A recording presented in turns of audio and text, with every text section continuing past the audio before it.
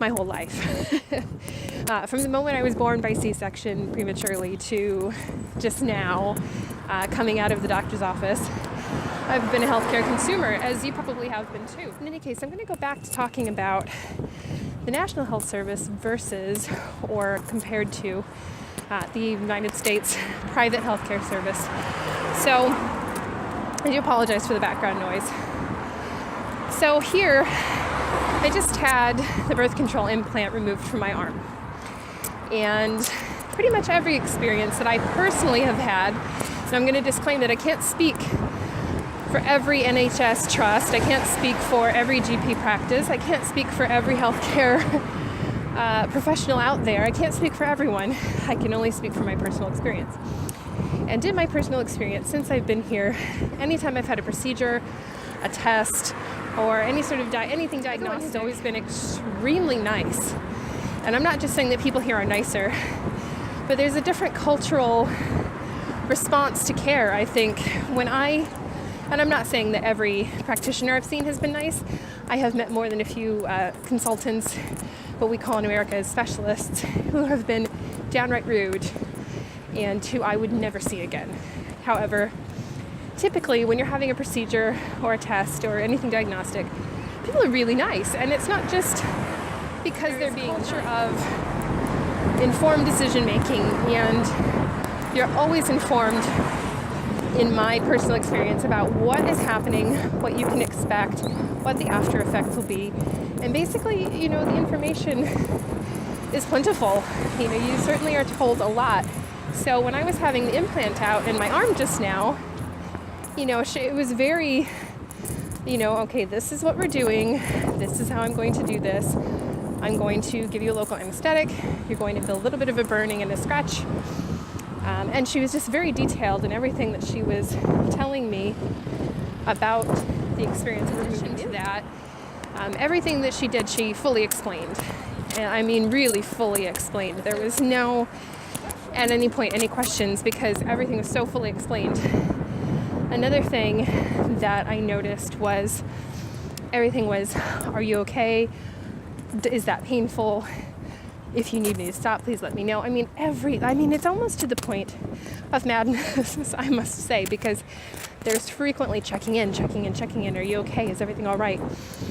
I mean, it's just almost to the point of being madness, because they ask you so frequently. And this has been my experience with almost everything that I've had done here. Just constant checking on your level of comfort. Are you anxious? Is there anything that you need to bring up? And I was telling the nurse practitioner here, she's referred to in the practice as Sister, and then her surname or her last name. So I was asking the sister, and by the way, she's not a nun. I had mentioned to her that it's very different in America. That basically, right, you're having this procedure today. Do you understand it? Yes or no? If you understand it, great, we're going to crack on. And she said, really? Are you kidding? And I'm like, no, really, that is how it is. In my experience, I have never, now I imagine on a one-off basis, now and again, you may get some sort of a practitioner who is very, very detailed and very, very right. Whether you understand or not, I'm going to explain every step of everything. I'm going to constantly check your level of comfort. Are you uncomfortable? Is anything bothering you?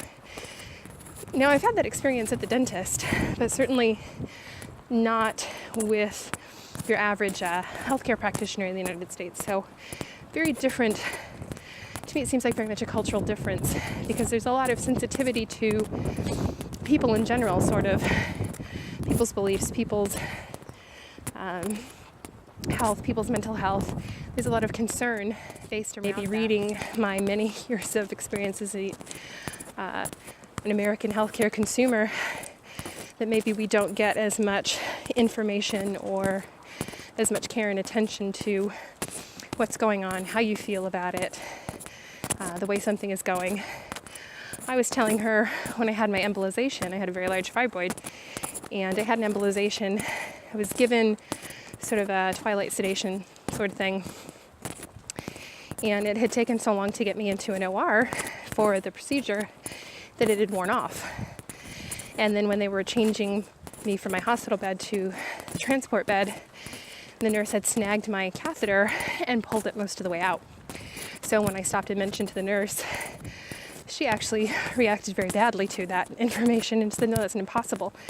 And so I was in pain, and they made me get all the way to the ER or OR before checking it. And when she lifted up my dressing gown and checked the catheter, it indeed was most of the way out. And so I had some bleeding. It was very painful to reinsert. And then I had bleeding and infection and all that great stuff. And basically no one could give two shits. Pardon my French. Also, while I was having the procedure, as I said, the sedative had worn off.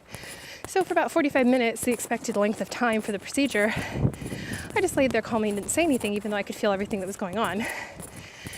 It wasn't until the gentleman who was performing the procedure actually said, and again, pardon my French,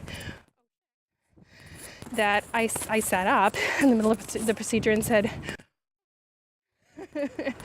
and he said, oh my gosh, I didn't think that you were awake. I thought that you were sedated. Please lie back down. We've got something in your femoral artery. You need to be lying down. And I said, well, can you tell me what the problem is? And he just said, you have more vasculature, I hope is the correct expression, than we expected. So the procedure is going to take a bit longer. The procedure ended up taking 3 hours instead of the 45 minutes they said it would take. Anyhow, that has been my experience. I really can't imagine that would happen here. Not in my experience, at least.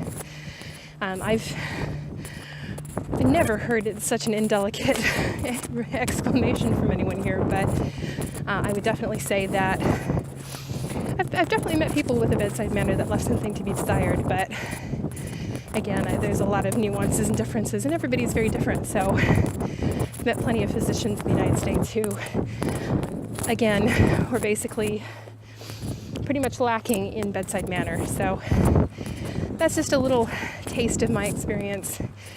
Basically finding that here I receive much more information, a leaflet for everything. It's like they don't want you to leave until you completely understand what's happened or what's going on. And I can't say all my problems have been resolved. In fact, that's nowhere near the case.